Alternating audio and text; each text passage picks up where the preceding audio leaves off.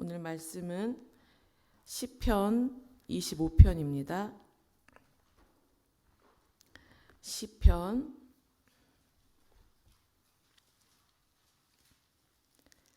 25편 1절에서 7절 말씀입니다.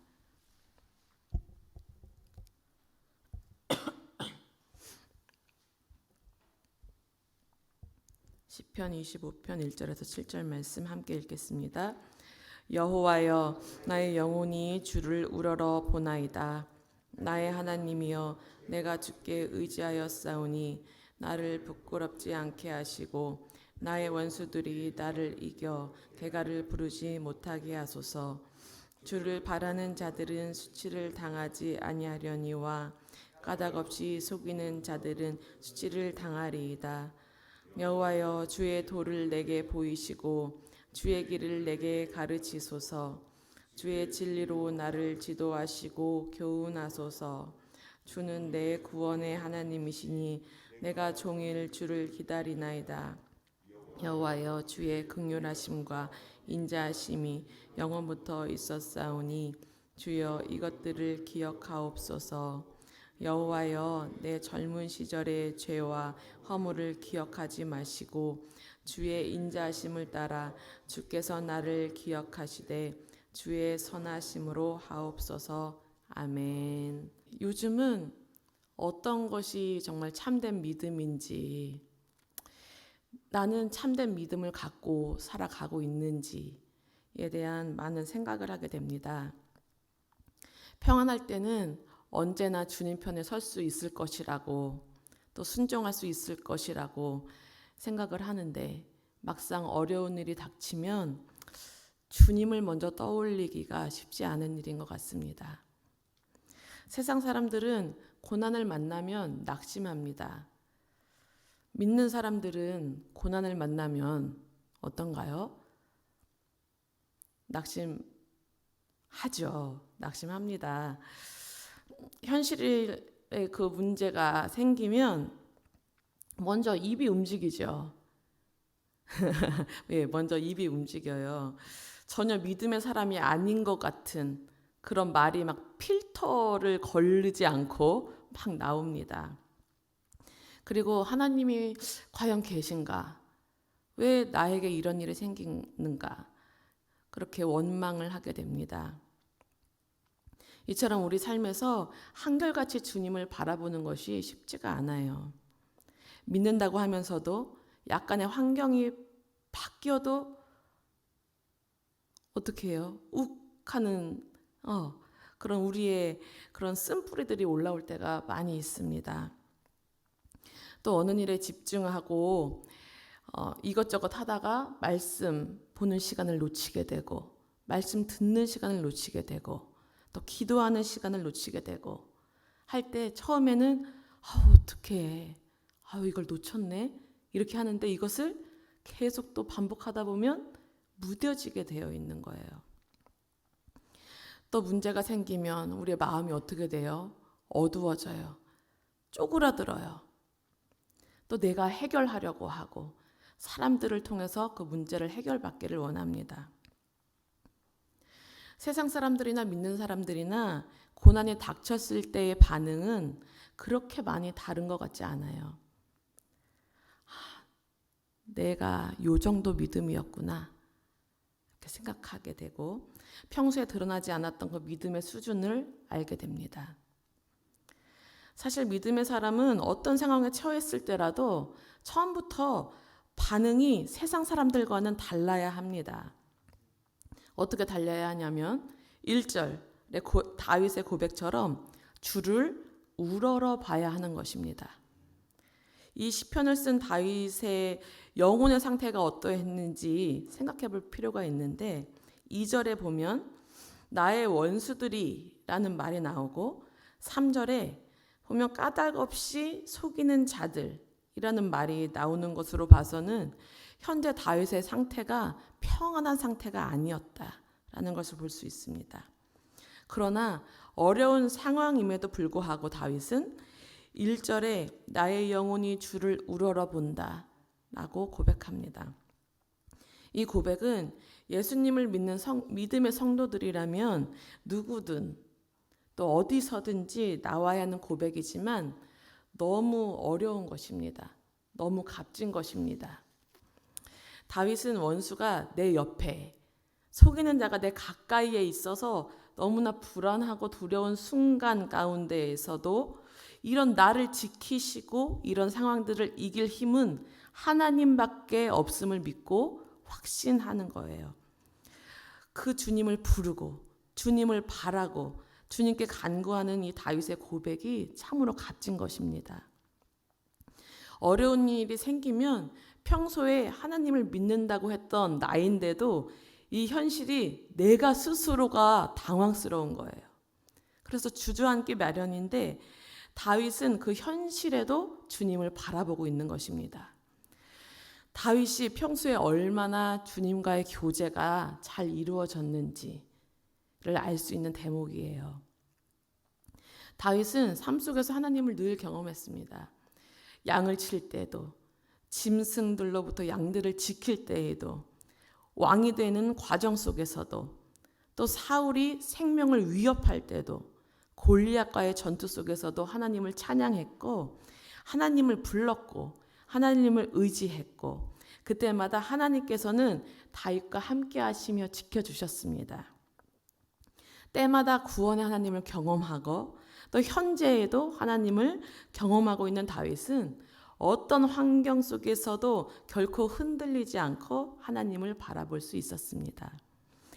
그리고 하나님께서 행하실 것을 기대하면서 인내하면서 기다릴 수 있었습니다. 2절 3절은 다윗이 하나님을 얼마나 신뢰하고 있는지를 보여주고 있습니다. 주님은 주를 의지하고 바라는 자를 부끄럽지 않게 수치스럽지 않게 보호하시는 분이라는 것에 대한 강한 신뢰가 드러나고 있습니다. 4절과 5절에 보면 주의 도를 보여달라고 주의 길을 가르쳐달라고 주의 진리로 지도하시고 교훈해달라고 간구합니다.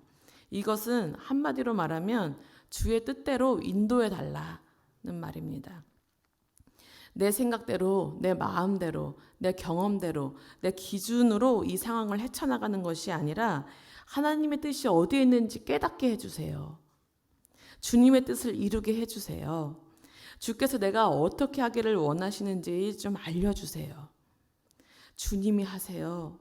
주님이 해결해 주세요. 이렇게 주님께 간절히 부르짖고 있는 것입니다. 그리고 다윗은 6절 7절에 주의 긍휼하심과 인자하심이 자신에게 과거부터 계속되어 왔음을 기억해 달라고 합니다. 하나님께서 나를 불쌍히 여겨주시지 않았다면, 변함없이 언약을 지키는 그 인자심이 없었다면 이미 나는 죽음의 길로 가 있을 것이 분명한 것을 알고 있었기 때문에요.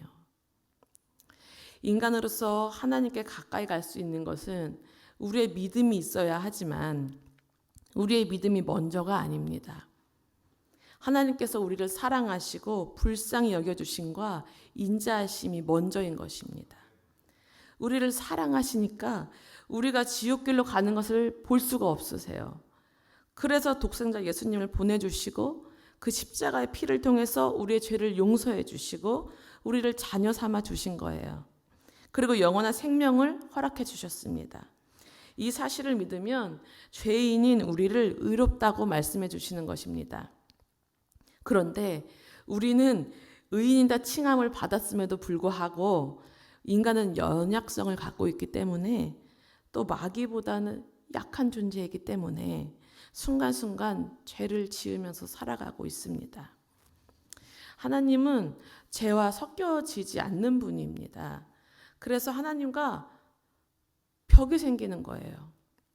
그래서 다윗은 하나님과 함께하기 위해서 7절에 보면 젊은 시절의 죄와 허물에 대한 것까지 하나님께 고백하고 용서를 구하고 있는 거예요. 우리는 죄라는 것에 민감해야 합니다.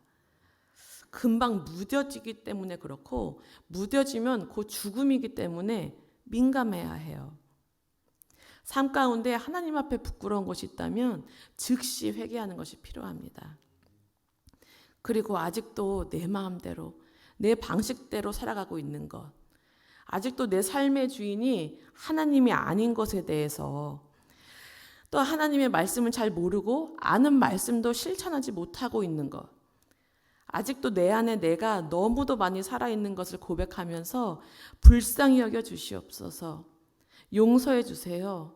나에게 생명을 허락해 주세요. 나를 살려주세요. 이렇게 간절히 구해야 합니다. 믿음의 사람들은 고난의 시간이 지나면 지날수록 내 신앙을 점검하고 하나님을 더 의지할 수 있는 기회를 얻습니다. 나와 주님과의 관계가 삐그덕거린 적은 없나? 내가 주님이 아닌 엉뚱한 곳을 바라보고 살지는 않았는가 되돌아봅니다. 평소에 죄라고 느끼지 못했거나 죄인 것을 알면서도 그냥 묻어져 버려서 그냥 넘겼던 것들을 떠올릴 수 있게 돼요. 아, 내가 제대로 된 믿음이 아니었구나. 주님을 바라보면서 사는 줄 알았는데 주님을 바라본 게 아니었구나 하는 것을 깨닫고 회개하고 하나님과의 관계를 다시 회복할 수 있습니다. 회개한다는 것은 하나님께로 돌이킨다는 말이에요. 하나님께로 돌이킴이 곧 하나님과 가까워졌다는 거예요. 하나님과 가까이 있다는 것은 또 하나님을 내가 바라보고 있다는 거예요. 또 하나님을 바라본다는 것은 나는 죽고 예수로 사는 거라는 거예요. 예수로 살면 나에게는 영원한 예수 생명이 있다는 것입니다. 예수만 의지한다는 거죠.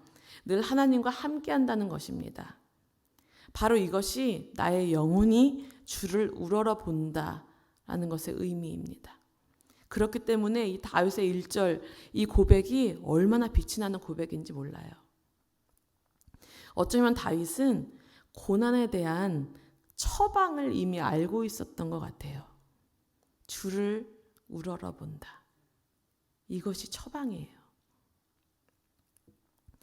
우리의 영혼도 하나님을 우러러 보기를 소망합니다. 우리도 알고 있으면서 잘 안 될 수 있죠.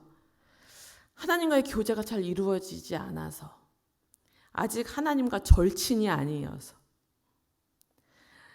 무슨 일 있거나 하면 첫 번째로 말하는 사람이 있잖아요. 첫 번째로 말하고 싶어서 전화하는 사람 있잖아요. 근데 그것이 주님이 되어야 된다는 것입니다. 다윗은 주님이 절친이었어요. 주님이 1순위도 아니에요. 0순위. 바로 주님, 그냥 당장의 주님. 눈만 뜨면 주님. 많은 믿는 사람들이 아직 온전히 주님만, 주님 먼저가 아직 안 되는 거예요. 정말 우리가 찬송했듯이 태산을 넘어 헝곡에 가도, 이것이 뭐죠? 어려운 상황 가운데에서도 우리는 빛 가운데로 걸어가야 하는 거예요. 빛이 무엇입니까? 주님. 주님께로 가야 한다는 거예요. 캄캄한 밤에 다닐지라도, 앞이 캄캄해서 안 보여. 앞이 어떤 상황이 펼쳐질지 안 보일지라도 주께서 나의 길 되심을 기억하고 길 되시는 주님이 우리를 인도하심을 신뢰하면서 걸어가는 겁니다. 그 주님은 마음에 모시니 찬란한 천국을 우리가 바라볼 수 있게 되는 거예요. 그 소망을 갖고 날마다 할렐루야를 함께 부르면서 주님을 영원히 찬양하겠다라는 결단의 고백에 담긴 이 찬양입니다. 우리의 찬양이 되기를 소망해요. 정말 주님만 바라보고 주님만 의지할 수 있었으면 참 좋겠습니다. 하나님께서 원하시는 참된 믿음을 소유하시는 우리 성도님들 모두가 됐으면 좋겠습니다. 우리 기도하겠습니다. 하나님, 우리가 모든 상황 속에서 주님이 나의 전부인 삶을 살아가게 하여 주시옵소서. 전적으로 주님을 신뢰하고 전심으로 주님만을 의지하는 우리가 되기를 원합니다. 다윗처럼 주를 우러러보는 믿음 되게 하시고 어떤 상황이 와도 흔들리지 않는 참된 믿음을 갖게 하여 주시옵소서. 오늘의 삶도 믿음의 사람답게 주님 바라보며 주님 부르며 소망 가운데 주님과 손잡고 걸어가는 우리가 되게 하여 주시옵소서. 오늘 하루의 삶도 주님께 맡겨드립니다. 예수님의 이름으로 기도합니다. 아멘. 하늘에 계신 우리 아버지여, 이름이 거룩히 여김을 받으시오며 나라의 임하옵시며 뜻이 하늘에서 이룬 것 같이 땅에서도 이루어지이다. 날 우리에게 일용할 양식을 주옵시고 그가 우리에게 죄 지은 자를 사하여 준 것 같이 우리의 죄를 사하여 주옵시고 우리를 시험에 들게 하지 마옵시고 다만 악에서 구하옵소서. 등의 나라와 권세와 영광이 아버지께 영원히 있사옵나이다. 아멘.